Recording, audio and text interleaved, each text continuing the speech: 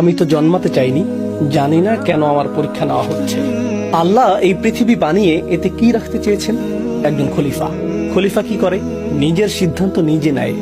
তারপর তিনি একটি পরীক্ষার কথা জানিয়েছিলেন, কিন্তু তোমাকে সঠিক সিদ্ধান্ত নেবার ইচ্ছা করতে হবে।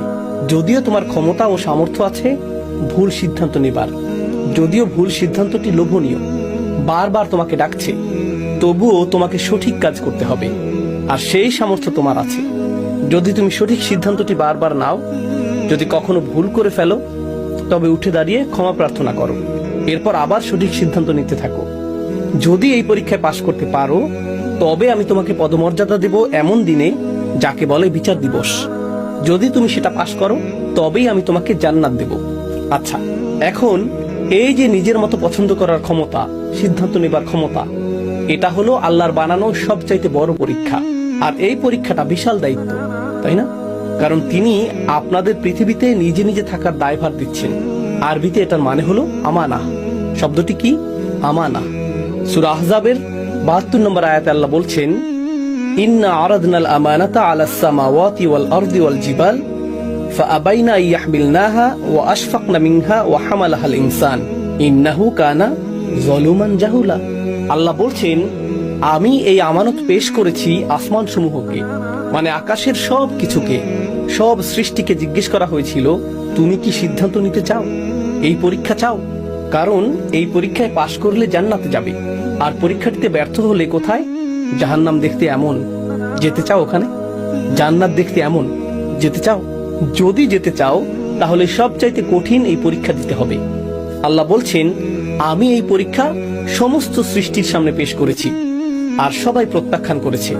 সবাই বলেছে, ইয়া আল্লাহ, যেমন আছি ভালো আছি, দরকার নেই, মনে হয় না এই ঝুঁকি নিতে পারবো, খুব ঝুঁকিপূর্ণ। এত ঝুঁকি, কারণ ফেল করলে কোথায় যেতে হবে? জাহান্নামে। এরপর আল্লাহ সৃষ্টি করলেন আমাদের মানব জাতি সমৃদ্ধ এক পরাশক্তি দ্বারা। সেটা কি? রূহ। এরপর তিনি আমাদের বললেন, শোনো, আমি এই অফার সবাইকে দিয়েছি। তাদের অফার দিয়েছি যে পৃথিবীতে খলিফা হিসেবে পাঠাবো, আর নিজেদের মতো সিদ্ধান্ত নেয়ার আমানত দেব। কিন্তু অস্তিত্বশীল কোন সৃষ্টি আমার এই অফার গ্রহণ করেনি। কিন্তু আমি তোমাদের এক বিশেষ শক্তি দিয়েছি, সেটা হলো তোমাদের শুধু ভারসাম্যই নেই, ভারসাম্য মনে আছে, মানে তোমাদের ভালো মন্দের বোধ আছে। এই ভারসাম্যের কারণে একই সাথে আমি তোমাদের এমন কিছু দিয়েছি যা আমার সাথে তোমাদের সর্বক্ষণ সংযুক্ত রাখবে। তোমাদের ভেতরে এমন নূর যা আমার সাথে সংযুক্ত থাকবে। সেটা কি? রূহ। আর এ কারণেই তোমরা এই পরীক্ষায় পাশ করতে আমার অন্য যে কোনো সৃষ্টির তুলনায় বেশি সক্ষম। তোমরা কি তবে পরীক্ষাটি নেবে? আমি জোরাজোরি করছি না, তোমাদের ইচ্ছা। তোমরা কি পৃথিবীতে এসে এই পরীক্ষা নিতে চাও? আচ্ছা, পরীক্ষাটি নিয়ে আরো কিছু জানাই তোমাদের আমি। যখন এই পৃথিবীতে আসবে, এই যে কথোপকথন হচ্ছে এখানে, যে পরীক্ষাটিতে পাশ করলে একটি বিচার দিবস আসবে আর তোমরা ওই জান্নাতটি পাবে, ওই যে। কিন্তু এই পরীক্ষায় ফেল করলে বিচার দিবসে তোমরা পাবে ওই জাহান্নাম। দেখতে পাচ্ছ? হ্যাঁ, দেখতে পাচ্ছি। আর তোমাদের শত্রু থাকবে এই পৃথিবীতে, যারা চাইবে তোমরা জাহান্নামে যাও। অনেক শক্তিশালী শত্রু থাকবে তোমাদের। কিন্তু আমি যা তোমাদের দিয়েছি, তোমাদের ভেতরের যেই ভালোত্ব আর যেই অভি দেব তোমাদেরকে, সেগুলোই যথেষ্ট হবে পরীক্ষায় পাশ করার জন্য। তোমাদের মধ্যে সমস্ত গুণ, সমস্ত সক্ষমতা ও সামর্থ্য দেয়া আছে, যেগুলো পরীক্ষাটি পাশ করার জন্য প্রয়োজন।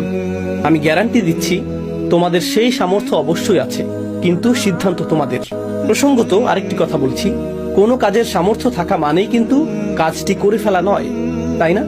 মেধাবী ছাত্র মানেই কি সে অনেক পড়াশোনা করে? না, বরং পড়াশোনা করার সিদ্ধান্তটা তাকে নিতে হয়, তাই না? আপনার সামর্থ্য আছে, তবে কাজটি করেননি।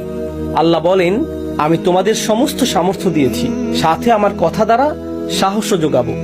এখন প্রত্যেকটি মানুষকে এই সিদ্ধান্ত নিতে বলা হয়েছিল, এই পরীক্ষা নেবার কিংবা না নেবার, সবাইকেই।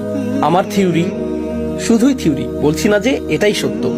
তবে এই ধারণা করি যে আমাদের প্রত্যেককেই আমাদের নিজ নিজ পরীক্ষা সম্পর্কে জানিয়ে দেয়া হয়েছিল। তুমি ক্যান্সার, তুমি ডিভোর্স, তুমি ছোটবেলায় মা বাবাকে হারাবে, তোমার এই সমস্যা, তোমাকে মিথ্যা মামলায় ফাঁসানো হবে আর পরিবার থেকে বিচ্যুত হবে। ইব্রাহিম, তোমাকে তোমার বাবা ঘর থেকে বের করে দেবে। তোমার এটা হবে, তোমার ওটা হবে, তোমার সেটা হবে, তোমার ওটা হবে। তিনি আমাদের সব ধরনের সমস্যা বলে দিয়েছিলেন। তিনি আরো বলেছিলেন, সেসব পরীক্ষায় সঠিক সিদ্ধান্ত নিলে কি হবে? আমরা এইসব পরীক্ষার কথা শুনে কি বললাম বলুন তো? অবশ্যই পাশের জনকে ইশারা করে হয়তো বলেছি, দেখেছো জান্নাতটা আসলেই অসম্ভব সুন্দর, কিসের শত্রু, আমরা সব দেখে নেব, কোনো সমস্যা নেই, আমাদের নিয়ে নিন। কোরআনে এসেছে ওয়াহামালাহাল ইনসান, মানুষ এই ভার বহন করতে তাড়াহুড়া করছিল, তিনি আমানত পেশ করলেন, আমরা নিয়ে নিলাম, আমরা সবাই গ্রহণ করলাম, সবাই নিজ ইচ্ছায়। কখনো শুনেছেন কাউকে বলতে, আমি তো জন্মাতে চাইনি, জানি না কেন আমার পরীক্ষা নেওয়া হচ্ছে? আরে আমি তো জান্নাত জাহান্নাম চাইনি। হ্যাঁ তুমি চেয়েছিলে, কোরআন অনুযায়ী তুমি চেয়েছিলে, আল্লাহ তোমাকে জিজ্ঞেস করেছিল এটা চাও? আমরা বলেছি হ্যাঁ আমরা আছি, অবশ্যই আছি, আল্লাহ তো আমাদের সামর্থ্য দিয়েছেনই, রূহ। সেখানে আপনি ছিলেন আর বলেছিলেন যেন উফ, জন্ম নিতে আর তর সইছে না, শুরু হয় না কেন?